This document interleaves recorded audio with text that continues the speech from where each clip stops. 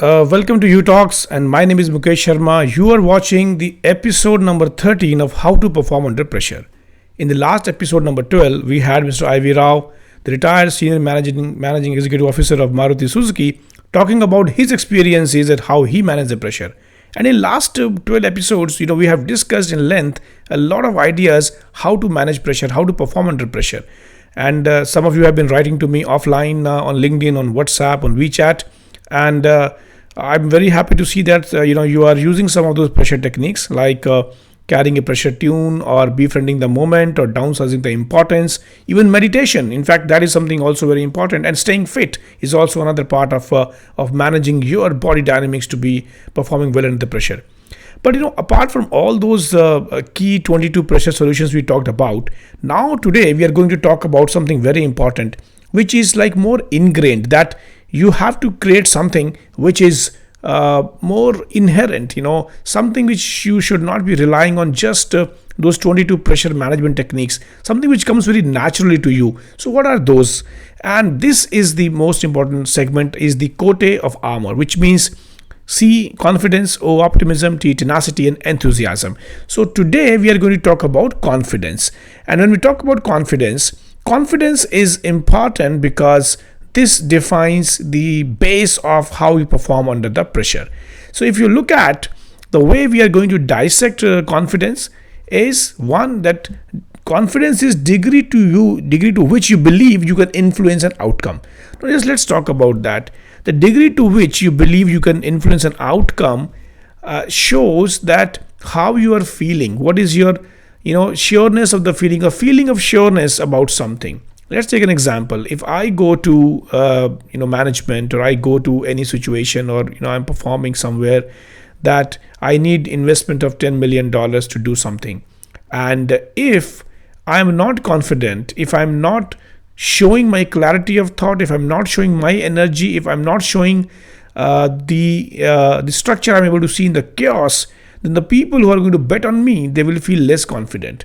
So inherently, the reflection I'm going to give about my work or the way I'm feeling is going to also get rubbed off onto the other people who are going to make a decision on it.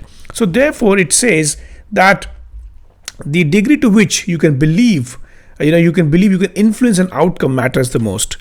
And we also talked about that it is the sureness of that feeling inside which you have to cultivate over a period of time, which helps you to feel more confident. The next thing which we talk is the self-confidence is also very malleable, which means it can be strengthened over a period of time, and it can be also weakened over a period of time. And that completely depends upon the kind of events you're experiencing in your life. If you're facing more success, of course, your confidence will probably go up.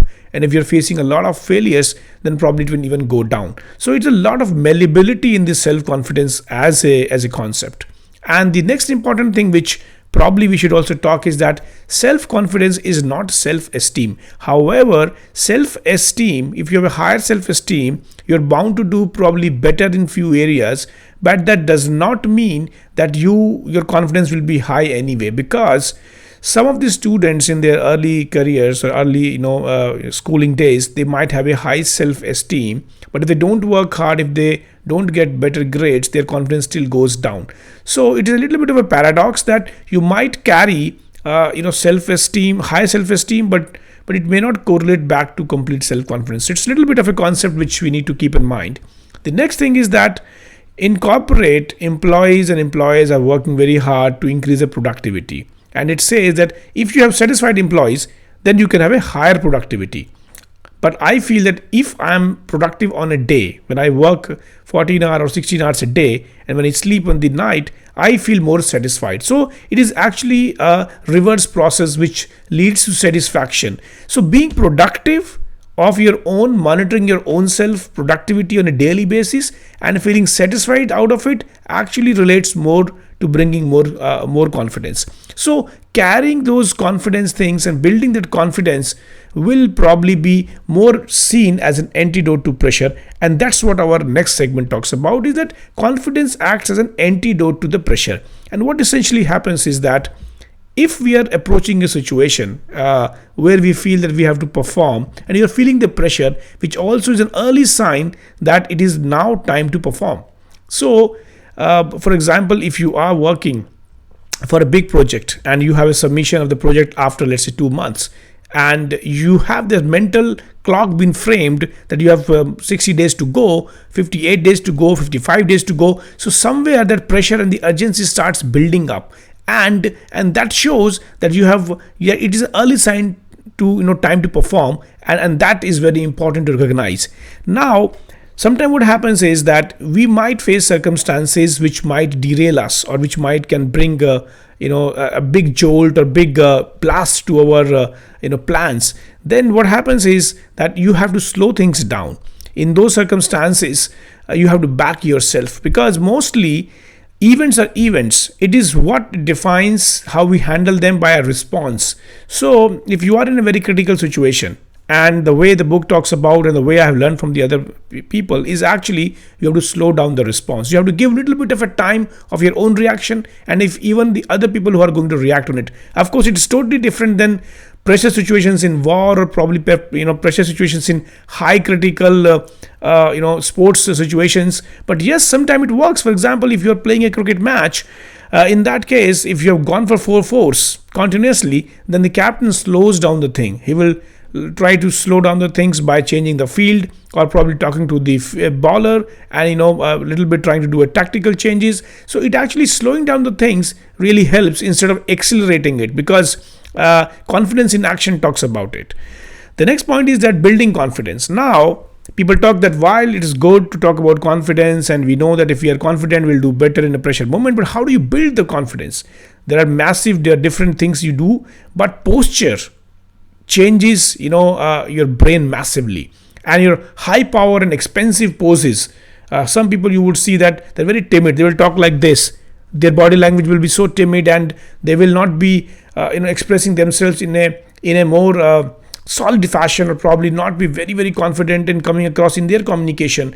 So even the communication is linked to the confidence part. So it says that if you have a high power and a expensive poses of the posture, it actually builds your confidence, and you have to do it on a regular basis. The way you interact, that doesn't mean that you have to be very aggressive on people around you, or you have to bulldoze them, but it's all about the way you're expressing yourself. So it is like a very step-by-step, slow, day-by-day process of building the confidence.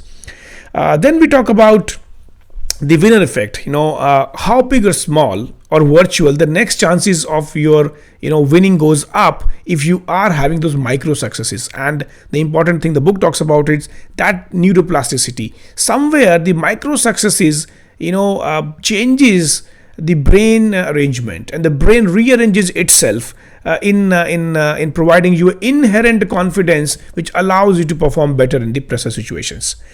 So we talked about few things. So we talked about the brain neuroplasticity, we talked about the expensive pose, we talked about confidence, we talked about the sureness of feeling, the feeling of sureness. We talked about how important is the impact of confidence, which you should carry and build and develop over a period of time in order to perform under pressure the best. Going to the next part, if we see, there are certain habits. Now we talked about the concept, but let's say, what are the confidence habits? One is that you have to be at your physical best. Now that could be doing a yoga, doing your gym regime, running, breathing, or staying fit, because it actually gives you a mental great feeling that you are at your best. Because during the performance pressure moments or pressure moments, feeling good about yourself is very important. And if confidence is one element which allows you to feel good, then the confidence also comes by being physically fit. Second is take responsibility of your actions. Now, this is a very key point, that taking responsibility of your actions is very important, because when you start taking responsibility of your actions, you are seeing the challenge, you are seeing the opportunity, you are seeing the problem in the eye. And somewhere you can only take responsibility of your actions if you are confident. I can take your situation. If you're talking to your management, or you're talking to your customer, if something goes wrong, and if you go ahead and say, yes, it was my responsibility, I'm responsible for this, believe me, it will help you to feel more confident and perform better in that pressure situation. Now, the next thing is that finding unorthodox ways to practice. Now, which I think this we talked about is one of the pressure techniques as well, that anticipate the unexpected and squeeze and writing pressure off. So try to subject yourself continuously into regimes which will put you under pressure. And the next important thing is seek criticism. This is something which we avoid. As a human being, we are hardwired to listen to praises, recognition, acceptance. We are not, hardwired to listen to criticism, and therefore inviting criticism or listening to criticism, asking critical feedback about your own self to your customers, to your seniors, to your colleagues, peers. That's why this 360-degree feedback mechanisms comes into the human resource management, that seeking criticism is an important factor to build your confidence. But there is also a caveat that you have to also challenge the accuracy of your thoughts.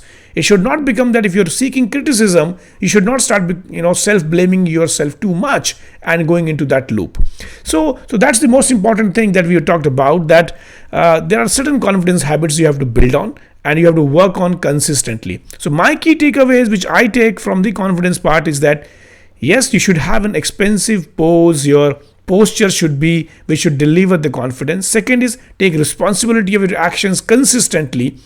Definitely seek criticism about analyzing these situations, taking the feedbacks, who are the people who are working along with you, and also making sure that you create those micro successes in a stepwise manner, because it increases and the neuroplasticity factor rearranges your brain accordingly. So I think that is the most important thing which I learned. Probably you would have enjoyed watching this. If you have any doubts or questions, do drop the message in the LinkedIn box or Facebook or YouTube, wherever you're watching this, and give me your feedback, and I will be able to cover some of the other points into my next episode. So till then, thank you so much, and bye-bye.